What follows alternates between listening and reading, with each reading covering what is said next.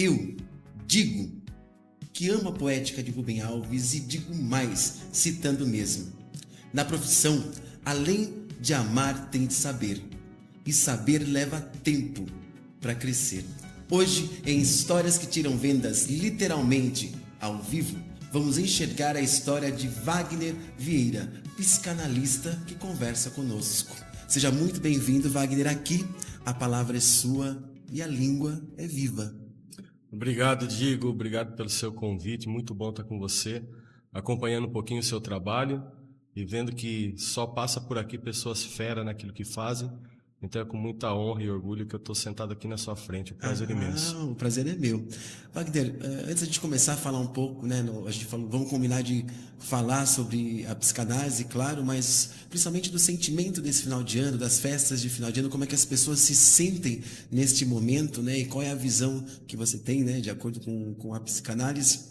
Mas eu queria entender um pouco da sua história, né? Tem alguém da sua família, de onde é que surgiu essa busca pelo saber da psicanálise? Olha, a busca pelo saber da psicanálise, eu acredito que foi uma coisa que surgiu comigo quando eu estava cursando a faculdade de filosofia. Eu comecei a cursar a faculdade de filosofia na Uniso, aqui em Sorocaba. Você tinha que idade na época?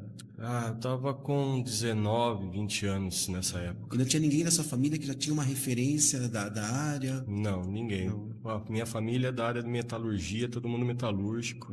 Eu fui metalúrgico também, né, por muito tempo. Sorocaba, no geral, já tem esse contexto, por ser uma cidade, né, industrial, né? Sim, uma cidade que tá em volta disso, né? Então, para minha família, o negócio era ser metalúrgico. Então, 14 anos eu fui para o Senai, me formei no Senai, trabalhei na indústria, né, por um bom tempo aí da minha caminhada. E aí eu fui para a faculdade de filosofia e ali começou a despertar o interesse por essa questão humana. Você fazia o Senai e despertou interesse pela filosofia. Você já sentia que algo dentro de você buscava esse questionamento? A filosofia veio de uma busca sua de estar aqui agora? Como é que foi isso? Sim, sempre foi. Eu era um cara que gostava de escrever poesia e ler, né? Eu gostava muito de ler coisas que não eram muito comuns. Então, aquilo foi me despertando. Quando eu fui buscar a faculdade, eu terminei o ensino médio, né? Eu já estava casado nessa época, casei muito cedo. E eu falei, puxa, o que eu vou escolher? Daí, o que me despertou nessa minha vocação foi a filosofia, né? Então você iniciou com a filosofia. Você me falou, né? Você fez 2 faculdades de teologia, 2 pós de teologia, uma pós em psicanálise e uma pós em projetos ágeis. Nessa época você iniciou na filosofia, você acabou concluindo ou não? Não, eu não concluí. Eu comecei a conviver, na minha turma tinham 25 seminaristas católicos, eu comecei a conviver muito com eles e começou a me despertar, né, essa ideia de ajudar o próximo, de como ajudar o próximo. E aí então eu entendi que o sacerdócio seria uma via bacana daquilo que eu me entendia como ser humano de poder ajudar as pessoas. Isso é interessante, isso é interessante.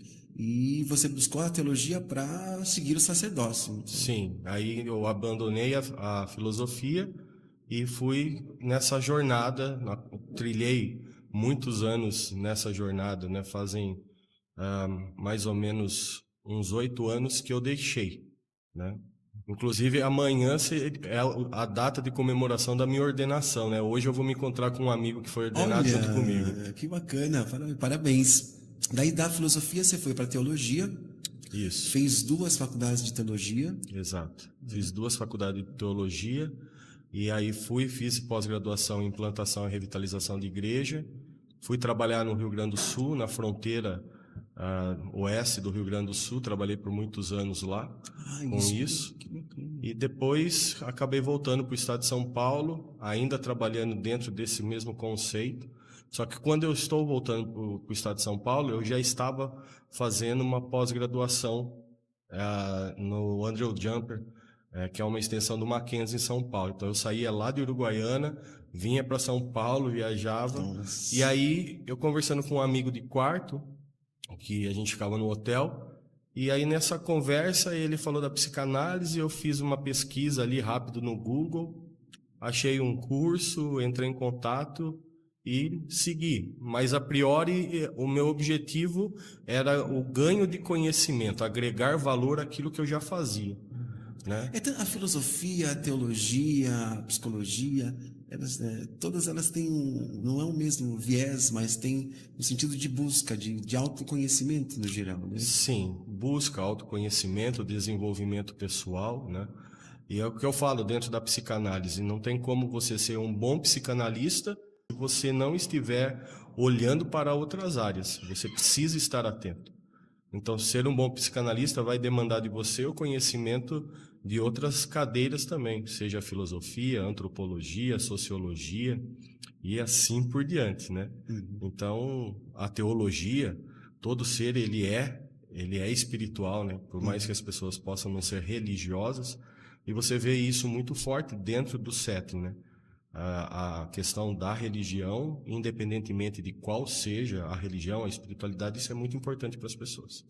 E em como, vou te perguntar, não sei se é muito pessoal, mas em que momento você se desliga da teologia, dessa questão dogmática, né? E até mesmo de vivência pessoal mais dogmática dentro desse contexto e resolve investir na psicanálise e não ter mais um sacerdócio? Como foi isso?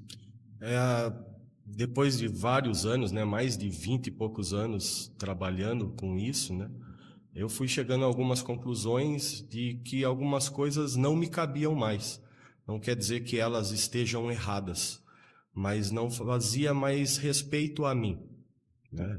Então, dentro desse meu processo, algumas coisas eu não concordava, aconteceram coisas que não dava para eu deixar de lado, e eu sempre fui uma pessoa que eu busco a paz e a minha tranquilidade.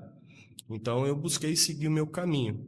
E aí, o que eu pensei, né? O que é que eu sei fazer? Porque a psicanálise, nessa época, eu já trabalhava já um bom tempo com a psicanálise, mas eu não tinha como ideal ser um psicanalista, estar no consultório. Eu atendia de graça, eu atendia por caridade, eu atendia por amor às pessoas na maior parte das vezes, né?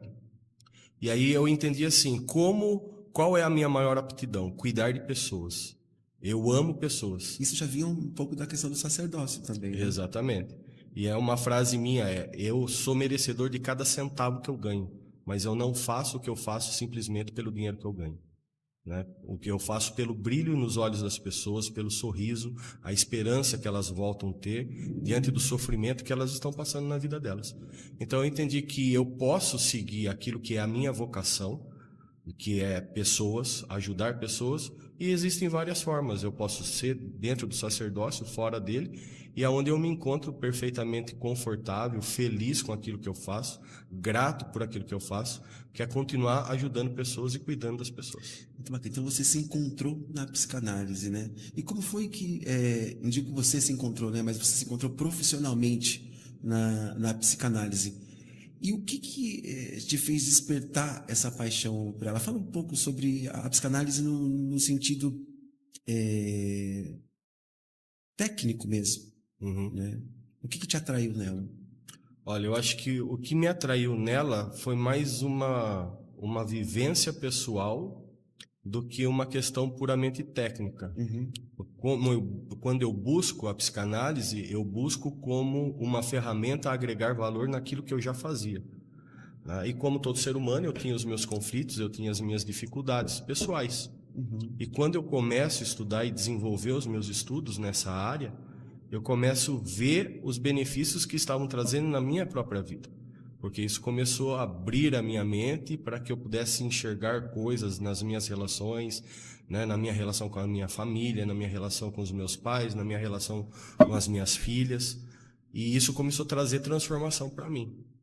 Então, isso foi a grande chave para mim. Eu falo que a psicanálise me tornou um ser humano melhor, no sentido de ter mais paciência com as pessoas e entender que esse comportamento que muitas vezes elas possuem é simplesmente manifestação do que elas viveram, das dores que elas possuem. Então, me tornou um pouco mais humanizado. E como é que é utilizar a ferramenta da psicanálise com os seus pacientes, ou vamos colocar assim? E como é que... Eu sempre falo assim, que dentro da profissão a gente tem uma questão de realização. né? E quando você vê que aquilo tem um resultado, que aquilo que atinge o objetivo, e no seu caso é a pessoa ter estar aqui agora bem, né? Vivendo bem com as emoções e afins. Como é que é isso para você? Como é que é essa realização? Cara, é muito bom. Digo, é uma coisa que não dá para mensurar com palavras. Porque você vê a pessoa, vou pegar meu caso 01, uma moça que estava com uma depressão muito severa, querendo se suicidar, com várias dificuldades, uma delas de aceitar o seu corpo por causa da obesidade, né? Passou por muitos traumas com relação a isso. O ápice do meu trabalho com ela foi eu vi essa moça, ela não trabalhava, ela mal conseguia estudar, uma vida bem difícil. E ela se tornou uma empresária de sucesso, ela trabalha com moda plus size, e dentro desse processo todo com ela, quando eu vi, né, ela tirando foto, fazendo os vídeos dela de biquíni com o corpo dela, e se aceitando, se assumindo, e entendendo que a beleza dela, ela é única, e que ela poderia ajudar um monte de outras mulheres que também têm a sua baixa autoestima por causa do seu corpo, isso para mim dá para dizer em palavras, dá para mensurar. Não, eu fico até emocionado, terrível. porque é realmente muito lindo você ver essa transformação. Uhum. É uma transformação, é sair de um casulo. E muitas pessoas, até por preconceito, por ouvir a palavra psicanálise, né, normalmente eles associam a algo negativo por vezes, né? Muitas pessoas têm medo de procurar ajuda, ou às vezes elas ainda não estão capazes, porque é preciso ter coragem para buscar ajuda. Sim, Né? Para dar sim. esse primeiro passo de entender que, bom, preciso de uma ferramenta que me auxilie. O que você diria para essas pessoas que precisam desse, não digo um empurrãozinho, né?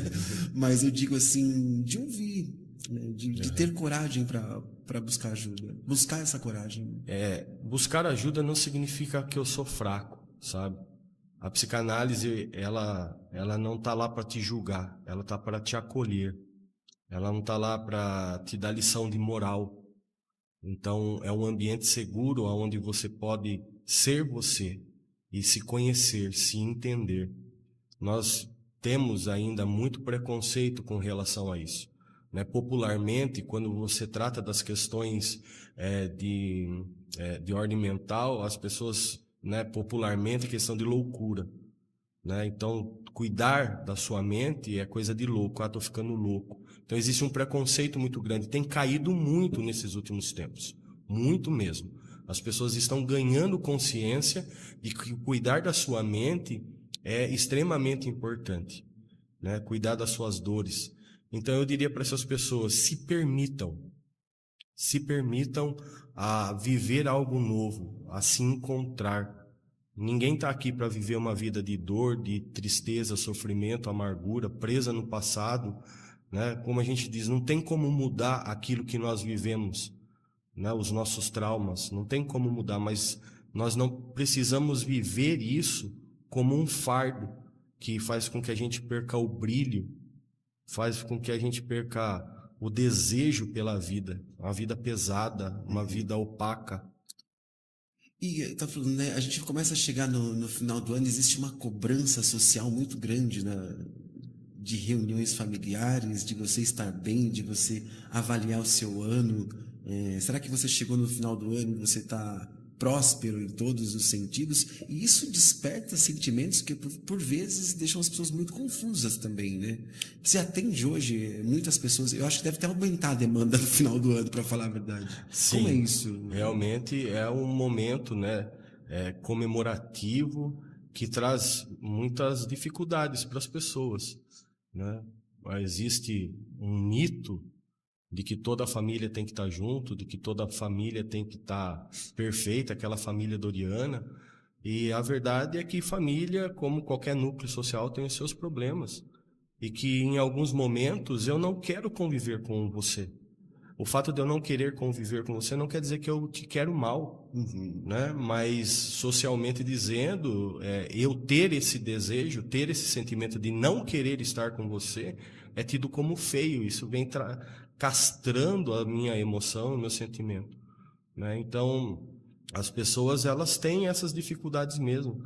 ora porque não querem estar ali, porque vão ter que confrontar algumas realidades do que já viveram, que elas não estão afim, não estão preparadas para isso. Né? E aí isso mostra, esse evento de final do ano, essa dificuldade que as pessoas passam a enfrentar nessa data de Natal, de Ano Novo, vai simplesmente revelar o quanto as pessoas estão machucadas e feridas nas suas relações. Uma frase que eu acho interessante é que nós adoecemos nas nossas relações e somos curados nas nossas relações. Isso é muito bonito. Né? Então, nós precisamos do outro, nós não somos nada sozinhos. E aí, quando chega as datas de final de ano, é difícil. E para aqueles também que se sentem excluídos, aquele que gostaria de estar, mas não pode. Né? A solidão é muito grande para muitas pessoas nesse Falta momento. de pertencimento num seio familiar, ou de amigos, né? Qualquer núcleo de apoio, qualquer rede de apoio. Né? Tem gente que não tem isso. Exatamente, falta do pertencimento. Lógico que nós precisamos trabalhar sempre a nossa individuação, a nossa individualidade, eu ser eu, não tendo o outro como muleta, porém, nós somos seres sociais. E eu só posso estar aqui hoje porque você está aí. Se você não estivesse aí, eu não faria menor sentido eu estar aqui. Eu costumo dizer que até científica, falando de ciência, né, tem uma força que nos prende ao mesmo centro, né, e não que nos obriga, mas nos coloca numa condição de conviver um com os outros, né? Por algum motivo tem, né? Tem, e não tem como você explicar. Eu fiquei pensando, por exemplo, como eu vim sentar aqui, eu estou sentado aqui hoje. Eu simplesmente vi uma publicação da minha prima, que fazia tempo que eu não conversava com ela. Aquilo me despertou algo que eu falei assim, eu acho que ela não está legal. Vou chamar ela para tomar um café da manhã aqui na minha casa. E com todo amor e carinho, preparei um café da manhã para ela. Sentei, fiquei mais de 1 hora ouvindo a história dela. Despretensiosamente, eu só queria doar um pouco do meu tempo para ela. Ouvi e tal, foi ela que falou de mim para você e você entrou em contato comigo. Então, existe essa nossa conexão. E aí, quando chega final de ano, essas coisas elas ficam muito mais latentes. As nossas dores ficam latentes, o quanto nós estamos afastados das pessoas.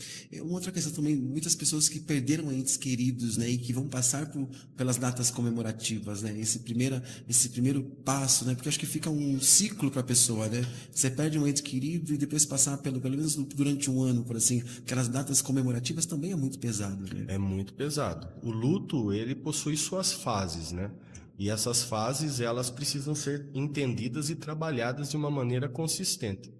Não adianta a gente querer jogar o luto para debaixo do tapete, porque não tem como.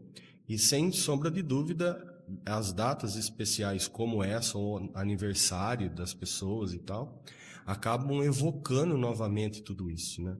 Principalmente por a saudade daquilo que eu gostaria de ter vivido e não vivi, né? O luto traz muito disso. O que eu deixei de viver, muitas vezes por escolhas equivocadas que eu fiz. E o luto, ele não tem tempo. Você pode ter pessoas aí que já estão há 10 anos que perderam alguém especial na vida delas e ainda ter marcas consideráveis a respeito disso. E ainda mais próximo daqui, próximo de datas comemorativas, provavelmente pese mais também, né? Sim, pesa mais porque é o momento do afeto, né? É o momento do afeto, do carinho, do acolhimento. E que todos nós precisamos disso, né? E hoje você clinica, né? Você atende os seus pacientes, né? Você faz tanto atendimento presencial quanto atendimento online também, né? Isso. Hoje eu atendo na cidade de Tatuí presencial 1 vez por semana e os outros dias da semana eu atendo aqui em Sorocaba, tanto presencial quanto online. Tem algum autor, você falou algumas frases muito legais que eu achei bem interessantes, que fazem muito sentido, que são marcantes e que fazem com que a gente reflita. Tem alguma reflexão da psicanálise, né, que seja assim, que você queira falar e queira compartilhar, que é muito importante para você hoje? Eu acredito que é essa ideia de Freud, né, de que a dor produz a mudança em nós. A gente Quando só algo muda, só muda quando algo for extremamente desconfortável a para gente só nós. muda quando a dor de mudar é menor do que a dor de ficar. É isso como está? Mais Mais ou menos isso, isso né? aí, né? Porque mesmo no meio da dor, nós estamos ganhando alguma coisa, né? Que é o ganho secundário. Às vezes nós estamos vivendo no meio do lixo, mas nós estamos ganhando alguma coisa com aquilo. Então, quando essa dor se torna insuportável, aí nós mudamos. E é terrível isso, né? Porque a gente poderia ter mudado sem tanta dor e sofrimento. É porque a mudança também gera um desconforto, né? Ela gera um desconforto, mas é sempre essa questão dessa polaridade. Se, por maior que seja o desconforto que você está sentindo, se você ainda está tendo emocionalmente um ganho com aquilo, você dificilmente vai deixar. São as dependências emocionais que nós vamos criando. Então, às vezes, é o relacionamento tóxico, por exemplo. Eu tenho uma dependência emocional tão severa com relação a outra pessoa, né, que por mais que eu esteja sofrendo, ai, mas ele é tão bonitinho, ai, mas ele se arrepende, não tem mais, ai, não tem, né? Então, eu estou ganhando alguma coisa, emocionalmente eu estou ganhando, e eu não estou vendo que eu estou perdendo muito mais do que ganhando. Quando eu tenho esse insight, aí então algumas coisas começam a mudar. Você contou do seu caso 01, né? E citou alguns outros tipos de situações onde as pessoas podem buscar ajuda, né? Você tem alguma especialidade ou não? Você atende de forma abrangente? Eu tenho algumas especialidades, mas hoje eu foco na questão de gestão pessoal e questão de relacionamentos, né? Porque eu acredito que elas estão entrelaçadas. Você me falou que você também fez uma pós em projetos ágeis. Fala um pouco Gestão sobre de projetos gestão ágeis. de projetos ágeis. Me fala um pouco sobre essa área de atuação também.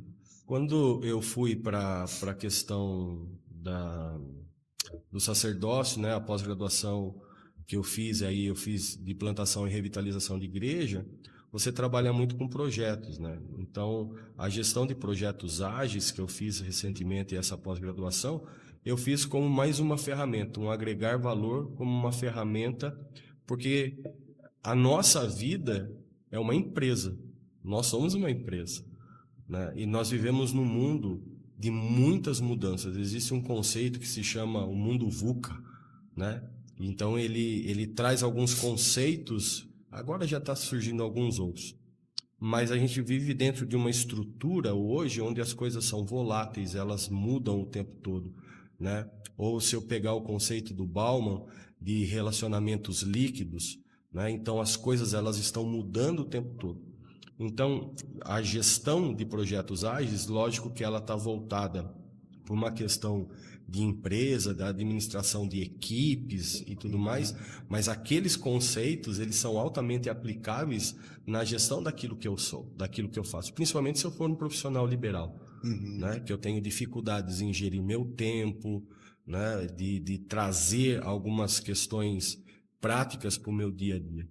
Então, é a ferramenta que traz valor para aquilo que eu faço.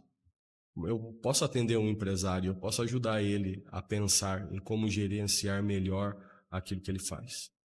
Nossa, isso é muito, muito interessante, né? Até porque acho que o maior capital é o capital humano, né? Exatamente. Tudo começa na nossa mente. O todo é mental. Tudo começa na mente. Se você quer transformar seu mundo, transforme seu mundo. Quando você transforma o seu mundo interno, você transforma a sua mente, a sua forma de pensar, você vai transformar aquilo que está fora de você. Mas nós vivemos dentro de uma cultura onde nós priorizamos o que está fora e não entendemos que o que está dentro, você tem uma caneta na sua mão. Antes dessa caneta se tornar a caneta na sua mão, ela já existiu na mente de quem a criou. Sim. Ela já existia, ela não estava materializada, mas ela já existia. Então, se eu olhar para esse princípio e começar a desenvolver uma gestão emocional eficiente, eu vou começar a transformar todas as coisas. Esse é o grande desafio desse nosso tempo. As pessoas, elas são altamente qualificadas, elas fazem MBA, elas fazem um monte de estudo e desenvolvimentos técnicos e tudo mais, mas não sabem gerenciar suas emoções. E muitas pessoas não desenvolvem, não prosperam, não progridem na vida exatamente por isso. ela tem estudo, ela tem a questão acadêmica, mas ela não sabe trabalhar sob pressão, ela não sabe ouvir não. Então, tudo começa na sua cabeça. Você tem um equilíbrio, né, das inteligências, né? Exatamente. Inteligência emocional, dos vários múltiplas inteligências, né? Exatamente. E daí essa área de atuação auxilia tanto as pessoas tanto empresas quanto profissionais liberais a conseguirem esse equilíbrio, né? Exato. Conseguir esse equilíbrio, conseguir fazer melhor, mais em pouco tempo, sem perder a qualidade. Isso é interessantíssimo. E falta muito isso no mercado. Falta. Eu queria agradecer, Wagner, a sua participação. Foi uma conversa muito bacana, né? Tenho certeza que várias pessoas vão conseguir entender quais são os benefícios da psicanálise, quais são os benefícios do seu trabalho, né? Da sua área de atuação para a transformação na vida dela. Você quer deixar algum recado? É legal você falar o seu Instagram, deixar o seu contato. Acho que é muito, muito interessante. O meu Instagram é wagner.psy, né? As pessoas podem me procurar, tem todos os demais contatos meus ali para chegar até mim, o WhatsApp. Eu diria para as pessoas se desafiem a se conhecer. Né? A gente olha sobre qual é o grande diferencial, porque existem inúmeros profissionais. E há um tempo atrás eu parei, quando eu estava com o meu curso ativo, né? O meu curso de formação em psicanálise, e eu falei, qual que é o diferencial do Wagner? Eu acredito que o grande diferencial do Wagner é esse desejo que arde dentro de mim quando eu atendo meus pacientes, de vê-los sorrindo, de ver os olhos brilhando, sabe? Esse é o meu diferencial. Eu não quero simplesmente ser técnico, eu quero ser transformador na sua vida. Ser um agente transformador. Exato. Wagner, eu agradeço a sua participação e digo mais, vai ficando por aqui. Segue a gente em todas as plataformas, curte o vídeo, indica para os amigos e até a próxima.